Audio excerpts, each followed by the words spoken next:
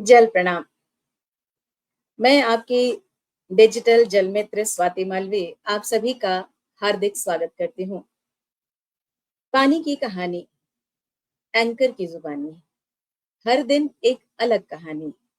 जी हाँ, पानी की कहानी हम हर दिन लेकर आते हैं और आप प्रतिदिन किसी एक नए एंकर के साथ उसकी कहानी सुनते हैं। तो आज पानी की कहानी में मैं क्या लेकर के आई हूँ, इसकी जानकारी तो आपको होगी। वैसे आज का जो हमारा विषय है, वो बहुत ही इंटरेस्टिंग है। ये मैं इस सेंस में कह रही हूँ कि ये शब्द है वॉश। वॉश, वॉश तो आप हर कोई जानता है कि इसका क्या अर्थ होता है, धोना, किसी भी चीज़ को धोना। लेकिन ये जो वॉश है, आज जिसके बारे में हम बातचीत करेंगे, वो कुछ अलग है। वॉश का मतलब होता है WASH। ये तो आप जानते ही हैं, हर कोई जानता है इसके बारे में। और वॉश का ये जो आज हम लेकर के आए हैं, ये एक ग्लोबल टॉपिक कह सकते हैं है, यानी कि वैश्विक समस्या भी है और वैश्विक मुद्दा भी है।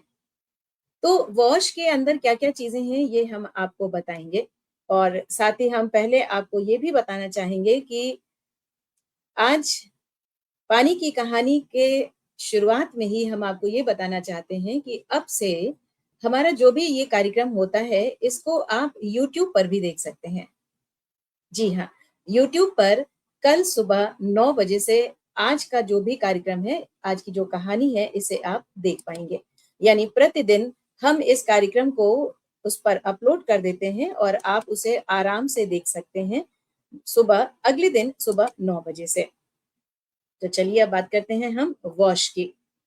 विश्व स्वास्थ्य संगठन के अनुसार वॉश का मतलब है जल, यानी WA से हमने वाटर लिया, जल, स्वच्छता यानी सैनिटाइजेशन और स्वास्थ्य, इसमें वाटर, सैनिटाइजेशन और हाइजीन।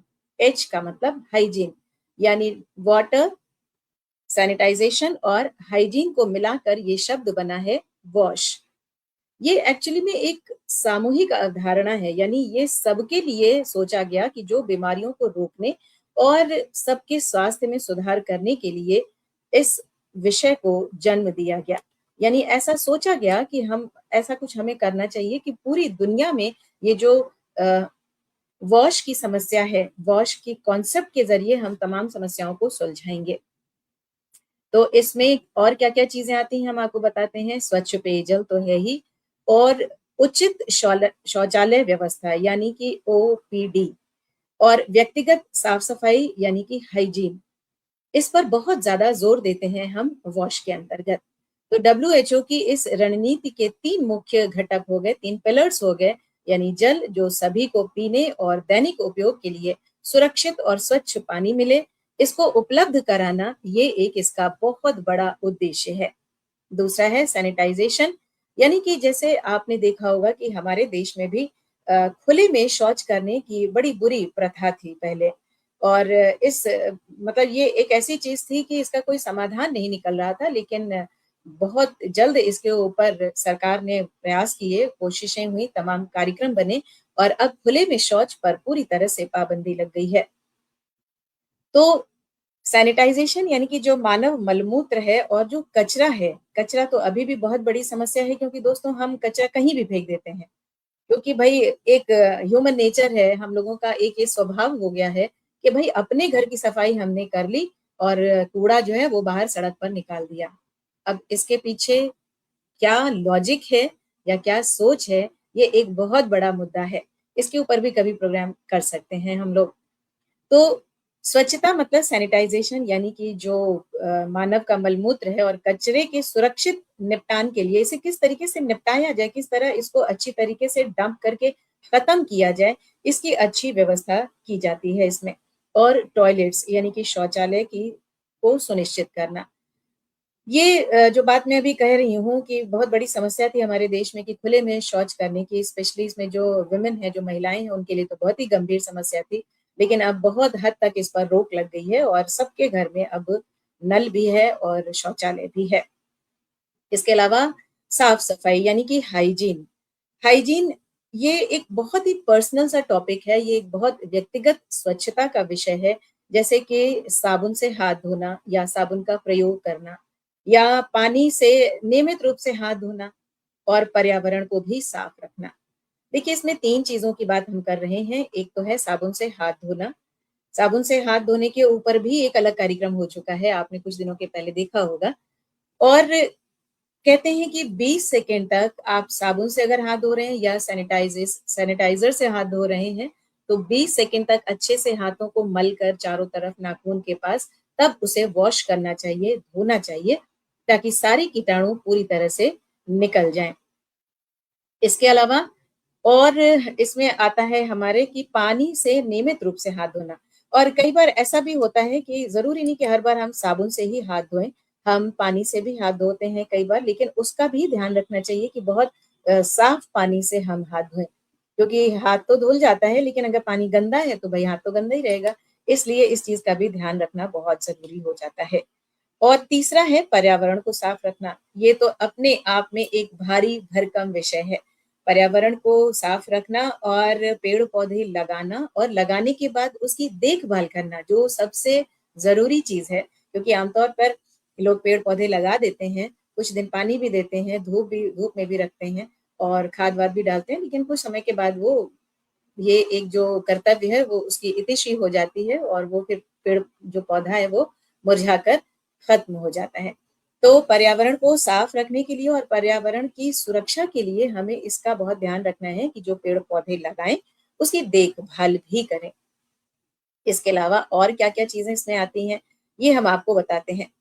और ये जो पर्सनल हाइजीन की बात हमने की, इसमें बहुत सारी और चीज़ें भी आती हैं जिसको आप स्वयं भी प्रतिदिन देखते होंगे, इसको समझते होंगे कि सिर्फ़ साबुन से हाथ धोना तो नहीं हम कह सकते हैं, इसके साथ-साथ सफाई का, अपनी पर्सनल हाइजीन का ध्यान हम इस तरह रख सकते हैं कि अपने शरीर की स्वच्छता का बहुत ध्यान रखें और या गंदे कपड़ों का प्रयोग ना करें, गंदी जगहों पर हम ना रहें। तो ये सारी चीज़ें भी इसी के अंतर्गत आती हैं। और इस पूरे अभियान को या इस पूरे कॉन्सेप्ट को आगे बढ़ाने के लिए इसके लिए एक रणनीति बनाई गई और इसका उद्देश्य और इसका जो महत्व है वो इसी बात में है कि ये संक्रामक रोगों जैसे कि डायरिया है, हैजा है या स्किन एलर्जी हो जाती है, त्वचा संबंधी संक्रमण जो है, इसको भी फैलने से रोकने में ये बहुत महत्वपूर्ण भूमिका अदा करता है। बहुत ज़रूरी इसका रोल होता है। वर्ल्ड हेल्थ ऑर्गेनाइजेशन और यूनिसेफ ने इसके माध्यम से यानी वॉश के माध्यम से हमारे स्कूलों में, अस्पतालों में और जो सामुदायिक स्वास्थ्य केंद्र होते हैं या जो पब्लिक प्लेस हैं, वहाँ पर हमारे हेल्थ स्टैंडर्ड्स को अच्छा बनाने के लिए बहुत मेहनत की है और उसी का नतीजा दिख रहा है कि आज आपको रेलवेज़ में, फ्लाइट्स में या पब्लिक जो स्थान हैं, सुलभ शौचालय वगैरह हैं, इन सब में भी आपको बहुत साफ-सफाई दिखाई देती है, साबुन रखा होता है और अच्छे से जनता उसका प्रयोग करती है। तो इस तरह से ये काम करता है और इस बारे में हम और आपको बताते चलेंगे, लेकिन कुछ बात हम अपने इसके ऊपर कर लें कि जो हम पानी की बात करते हैं, तो दोस्तों पानी कितना ज़रूरी है, कितना इम्पोर्टेंट है, ये तो आप जानते ही हैं। लेकिन पानी के साथ-साथ बहुत सारे हमारे दायित्व जुड़े हुए हैं, जिसकी बात अभी मैं करूँगी। लेकिन इस बीच में मैं देख रही हूँ कि कुछ लोगों ने बड़े समय से हमें कमेंट्स भेजा है और कौन-कौन ये लोग हैं, इनका नाम ले लेते हैं, जो हमारे कार्यक्रम में जुड़ चुके हैं। अजय सहाय जी, जल प्रणाम, आपको भी सर, जल प्रणाम। रंजीत कुमार गोस्वामी, जल प्रणाम, आपको भी सर। सुशील सीतापुरी जी, आपको भी जल प्रणाम और रमेश गौतम जी ने कहा है कि जल प्रणाम सभी मित्रों को। पानी की कहानी से हमारे किसी साथी ने लिखा है कि good topic Swati, thank you, I think ma'am हैं आप शायद। यस, मीनू मैम का ही मैसेज है, thank you ma'am. Rohit Tandon ji ने लिखा जल प्रणाम, रोहित जी आपको भी जल प्रणाम। हमारे साथी और हमारे अन्य जो दर्शक हैं इसमें जुड़ते हैं तो हमारा हौसला बढ़ता है कि चलिए हम कुछ काम कर रहे हैं, कुछ एक सामाजिक सोशल कॉज़ पर काम कर रहे हैं, तो कुछ लोग तो हमारे साथ हैं। Thank you sir, thank you all for being with me. तो अब आगे और बढ़ाते हैं इस कार्यक्रम को और ये आपको बताना चाहते हैं कि पानी की जो मौजूदा स्थिति है, क्योंकि हम जिस तरीके से जब हम हाथ धोते हैं, देखिए मैंने ये अपने घर में भी किया है और शायद पिछली बार मैंने इसको शेयर भी किया था आपसे कि पानी की जो बहुत सिंपली हम बर्बादी रोक सकते हैं, वो इस तरह से है कि जब हम हाथ धोते हैं, जब हम वॉश के अंतर्गत सैनिटाइज़ेशन का ध्यान रखते हुए हाथ धोते हैं, तो लगातार नल को ना खोलें, क्योंकि उससे कई लीटर पानी बहकर व्यर्थ हो जाता है। आप एक हाथ टैप पर रखें और जब काम हो तो नल खोलें, अच्छे से हाथों को मलें और सिर्फ़ हाथ धोने की बात नहीं, ब्रश करना है, मुँह धोना है या कुछ और इस तरह से काम है, तो दोनों हाथों का प्रयोग करते हुए जितने नल की पानी की ज़रूरत है, उतनी देर पानी चलाएँ, बाकी टाइम बंद रखें। अब पृथ्वी पर पानी की स्थिति क्या है? थोड़ी-सी इसकी जानकारी इसके ऊपर हम प्रकाश डालना चाहेंगे कि पृथ्वी पर मौजूद जो पानी का लेवल है, वो सिर्फ़ 2.5% से 3.5% ही मीठा पानी है। जी हाँ, पानी की बात कर रही हूँ, वैसे तो 97% हमारी धरती पर पानी है और महासागर हैं, बहुत पानी है, देखने में आपको अथाह पानी दिखेगा, कोई ओर-छोर नहीं दिखेगा, लेकिन वो सारा पानी पीने योग्य नहीं है, किसी काम में आने लायक नहीं है। तो जो पृथ्वी पर पीने योग्य या मीठा पानी हम कह सकते हैं, वो सिर्फ़ 2.5 से 3% है और इसमें से भी ज़्यादातर पानी जो ग्लेशियर्स और बर्फ के रूप में जमा हुआ है, वो है। तो पीने के लिए और दैनिक उपयोग के लिए कुल पानी का 0.3% से 1% के बीच का हिस्सा है, जो सीधे तौर पर हमें उपलब्ध है और इसी का प्रयोग हम करते हैं। अब आप सोच सकते हैं कि कितना कम पानी ऐसा है पृथ्वी पर, धरती पर, जिसका हम प्रयोग अपने जीवन के दैनिक कार्यों में कर सकते हैं। पानी के इस सीमित हिस्से को और अधिक अच्छे से समझाने के लिए हम इस तरह से भी कर सकते हैं, समझ सकते हैं कि पहला हम खारा पानी जिसको कि जो कि नमकीन पानी होता है, उसको खारा पानी कहते हैं, महासागर और समुद्र का। ये कुल पानी का लगभग 97.5% है, यानी साढ़े 97% पानी का जो हिस्सा है वो है खारा, यानी नमकीन। ये पानी इतना नमकीन होता है कि इसे इंसान, जानवर या कृषि के लिए सीधे उपयोग नहीं किया जा सकता। यानी फिर वही बात आ जाती है कि जितना पानी हमें मिलता है, उसका हमें बहुत महत्व समझना चाहिए। दूसरा है दोस्तों मीठा पानी। मीठा पानी जिसे हम कहते हैं फ्रेश वाटर, ये भी कुल पानी का केवल 2.5% हिस्सा ही है और ये मीठा और ताज़ा पानी है और इस मीठे पानी का भी लगभग 68% हिस्सा ग्लेशियर्स, बर्फ की चोटियों यानी आइस कैप्स और पहाड़ों पर जमी हुई बर्फ के रूप में मौजूद है। अब आप सोचिए कि और पानी का इस्तेमाल करने के लिए और ज़्यादा हमको ध्यान देने की ज़रूरत है कि कितना पानी हमारे पास है और हम कितना उसका इस्तेमाल करते हैं। तो इसके आगे ये है कि बर्फ की चोटियों यानी आइस कैप्स और बर्फ पर जमी हुई जो बर्फ जमी है उसके रूप में मौजूद है। तो मतलब कह सकते हैं कि लगभग 30% 30% हिस्सा ज़मीन के अंदर ग्राउंड वाटर के रूप में सुरक्षित है। ग्राउंड वाटर, भूजल जिसको हम कहते हैं, इस पर भी हम बहुत बात करते रहते हैं। हमारी पूरी टीम इस पर बड़ा विशेष ध्यान देती है और बात करती रहती है। तो तीसरा इसका उपयोग क्या है कि उपलब्ध पानी कुल मीठे पानी का बहुत ही छोटा हिस्सा है, यानी नदियाँ हैं, झीलें हैं, झरने हैं, ये हमारे सीधे इस्तेमाल के लिए उपलब्ध हैं। लबो-लुबाव ये कहने का मतलब ये कि हमारे पास मीठे पानी का प्रयोग करने के लिए बहुत कम प्रतिशत पानी है, इसलिए इसका हमें बहुत ध्यान से प्रयोग करना चाहिए। पृथ्वी के कुल पानी का 0.3% से लेकर 1% से भी कम का हिस्सा है जो हमारे इस्तेमाल में आता है। तो आपने देखा दोस्तों कि किस तरीके से हम पानी का प्रयोग करते हैं और हमें कैसे करना चाहिए। चलिए काफ़ी सारी बातें हमने वॉश के ऊपर भी कर ली और काफ़ी सारी बातें हमने हमारे पास कितना जल उपलब्ध है उसके बारे में और कितना प्रयोग करना चाहिए उसके बारे में भी कर ली। अब यहाँ पर मेरा मन है कि मैं एक छोटा-सा आपको वीडियो दिखाऊँ, जो कि हमने वॉश के ऊपर ही बनाया है। इरादा तो बनाने का था मेरा बहुत बड़ा-सा वीडियो मतलब थोड़ा बड़ा, लेकिन कुछ टेक्निकल ग्लिचेस की वजह से ये वीडियो जो है हमारा थोड़ा छोटा ही बना। लेकिन आपसे शेयर करके मुझे खुशी होगी। आइए देखते हैं इसको। तभी असली वॉश पूरा होता है।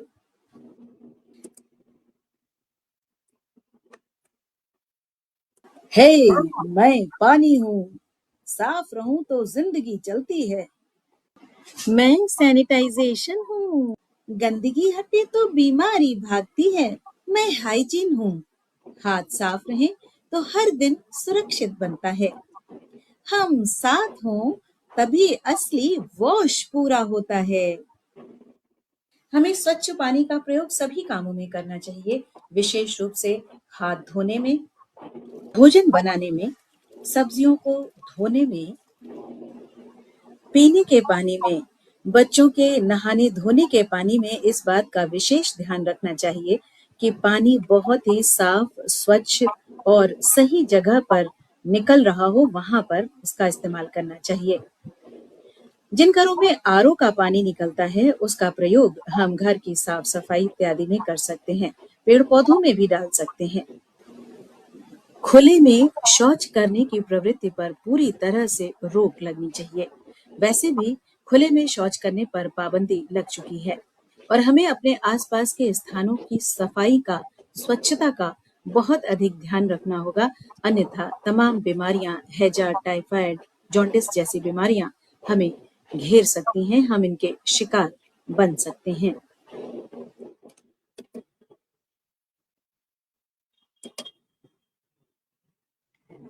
तो देखा दोस्तों आपने कि वॉश के ज़रिए हम किस तरीके से पानी का सही उपयोग कर सकते हैं। इस बीच में बख्शीश सिंह जी ने हमें जल प्रणाम भेजा है, आपको भी जल प्रणाम। रोहित जी लिखते हैं, बहुत अच्छी जानकारी स्वाति जी। थैंक यू रोहित जी, आप सब ध्यान से सुन रहे हैं, देख रहे हैं, इसकी बहुत खुशी है। अजय सहाय जी फिर से लिखते हैं कि वॉश हमें याद दिलाता है कि हर बूंद पानी सिर्फ प्यास नहीं बुझाती, कई परिवारों की चिंता, आंसू और दर्द भी कम करती है। बहुत खूब कहा आपने अजय जी, बहुत सही बात आपने लिखी। और थोड़ी सी बातचीत और हम करेंगे, फिर बाकी के हम जो हमारे पास मैसेजेस आए हैं उनको हम लेंगे। अब देखिए अपने लखनऊ में इसकी क्या स्थिति है, थोड़ी सी बातचीत हम इसके ऊपर कर लेते हैं। लखनऊ में वॉश यानी कि वाटर सैनिटाइजेशन और हाइजीन की स्थिति हाल के वर्षों में काफी सुधरी है। कितनी खुशी की बात है ना कि कम से कम लखनऊ में, हमारे अपने राजधानी में, इसकी स्थिति में सुधार हुआ है।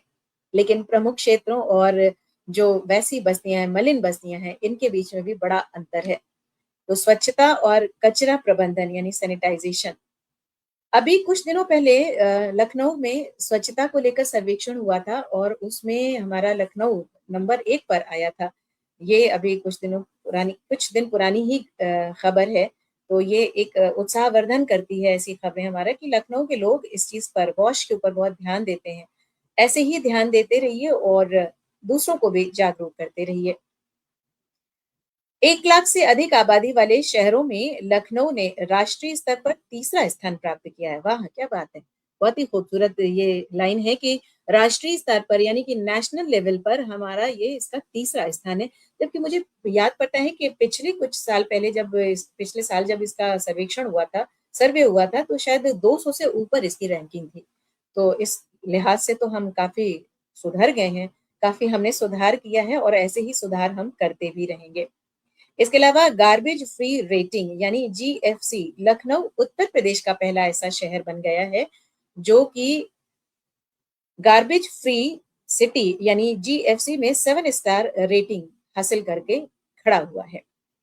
सुविधाएं हैं, शहर को ओडीएफ यानी ओडीएफ डबल प्लस का दर्जा प्राप्त है और घर घर से कचरा उठाने के लिए 500 से अधिक वाहन तैनात किए गए हैं। दोस्तों ये ओडीएफ जो है, इसके बारे में आपको बताएं कि open defecation formula, I think यही है इसका, यानी कि ओपन में जो शौच करने की, खुले में शौच करने वाली जो प्रवृत्ति है, इसके ऊपर जो अभी हमने आपको उसमें भी दिखाया अपने वीडियो में भी, कि इसको पूरी तरीके से रोका गया है। तो ये उसी से जुड़ा हुआ मुद्दा है। अब पेयजल की स्थिति क्या है, यानी पानी की गुणवत्ता क्या है कि जो ग्राउंड वाटर की दृष्टि से शहर का अधिकांश पानी यानी कि लगभग 86% हिस्सा सुरक्षित और पीने योग्य है। और सप्लाई की बात करें तो लखनऊ जल संस्थान द्वारा नलों के माध्यम से जलापूर्ति की जाती है, लेकिन बाहरी इलाकों खासतौर से बख्शी का तालाब में अभी भी पूरी तरह से पाइपलाइन नहीं बिछी है, इसलिए सबमर्सिबल पंप या फिर हैंडपंप पर निर्भर हैं वे लोग। इसके अलावा हाइजीन की बात करें तो शहर में ई टॉयलेट और आधुनिक सामुदायिक शौचालय बनाए गए हैं, जिनका रख रखाव बहुत साफ सुथरा है। ये तो मैं पर्सनल एक्सपीरियंस से भी कह सकती हूँ कि इस मामले में लखनऊ ने बहुत प्रगति की है। लेकिन कुछ चुनौतियां भी हैं। सब अच्छा-अच्छा ही नहीं होता है, कहीं कुछ सुधार करने की गुंजाइश भी होती है। तो हज़रतगंज और गोमती नगर जैसे पॉश इलाके में उत्कृष्ट स्वच्छता है, लेकिन फैजुल्लागंज, बालागंज और नवीन मंडी जैसी अनौपचारिक बस्तियों में जलभराव, सीवर ओवरफ्लो और साफ-सफाई की समस्या अभी भी बनी है। यदि आप ध्यान दें इस विषय के ऊपर, तो आपको ऐसा ज़रूर मिलेगा कि इन इलाकों में कुछ समस्याएँ अभी भी हैं। तो बात हम वॉश के अंतर्गत ये सारी चीज़ें आती हैं कि हम पानी का इस्तेमाल किस तरीके से करते हैं, साफ-सफाई का कितना ध्यान रखते हैं, खुले में शौच तो नहीं कोई कर रहा है, उसको रोकना है और उसके ऊपर ये ध्यान देना है, उसको समझाना है कि भाई इस चीज़ को पूरी तरीके से त्याग दीजिए, तभी देश आगे बढ़ सकता है। तो वॉश के ऊपर ये सारी जानकारी हमको लगा कि आप सबसे शेयर करना चाहिए, इसलिए आज इसको हमने अपने कार्यक्रम में लिया। तो अब देखते हैं और रमेश जी ने हमें फिर से एक बार मैसेज किया है, बहुत उपयोगी जानकारी मिली, आपसे निवेदन है कि मानव शरीर में जल के क्या कार्य हैं, कृपया कभी बताइए। श्योर सर, पक्का बताएँगे, हम इसको नोट कर लेते हैं और अगले कार्यक्रम में या आगे ही जल्द इस पर कुछ न कुछ करेंगे। रोहित जी ने लिखा, बढ़िया वीडियो और एनिमेशन, थैंक यू रोहित जी। बहुत मेहनत लगती है और बहुत समय भी लगता है, लेकिन जब कोई प्रशंसा कर देता है तो सारी मेहनत सार्थक हो जाती है। Thank you. कुमुद सिंह ने लिखा, nice info Swati, thank you Kumud. Ajay ji एक बार फिर से हमको मैसेज करते हैं और लिखते हैं कि जब एक गांव स्वच्छ जल और स्वच्छता अपनाता है, तब केवल बीमारी नहीं घटती, माँ की चिंता, बच्चे का डर और परिवार का दर्द भी कम हो जाता है। बहुत सही बात आपने कही। स्वच्छ गांव, स्वच्छ जल, स्वच्छता, और यही हमें अपनाना है। बातें और बहुत सारी हो सकती हैं इसमें, लेकिन समय भी हमें देखना होगा क्योंकि समय हमारा हो चुका है लगभग। तो अब इस कार्यक्रम को विराम देने से पहले हम एक बार फिर से आपको याद दिला दें कि अब से आप हमारी पानी की कहानी को यूट्यूब चैनल पर भी देख सकते हैं। हमारा पानी की कहानी ब्लू ब्लू ड्रॉप फाउंडेशन का ये जो नाम है हमारा है, इसको हम अभी शेयर कर देंगे आपसे कुछ देर में। और उस पर भी आप ये कार्यक्रम हमारा देख सकते हैं, लेकिन अगले दिन सुबह 9 बजे ये चीज़ आपको देखने को मिलेगी। तो आप सबका बहुत-बहुत धन्यवाद जिन्होंने हमें मैसेज किया, जिन्होंने अच्छे-अच्छे मैसेज किए और कुछ हमारा उत्साहवर्धन भी किया। बहुत-बहुत धन्यवाद आप सबका। अब इस कार्यक्रम को यहीं पर समाप्त करने की अनुमति मैं आपसे लेती हूँ और कहती हूँ जल प्रणाम।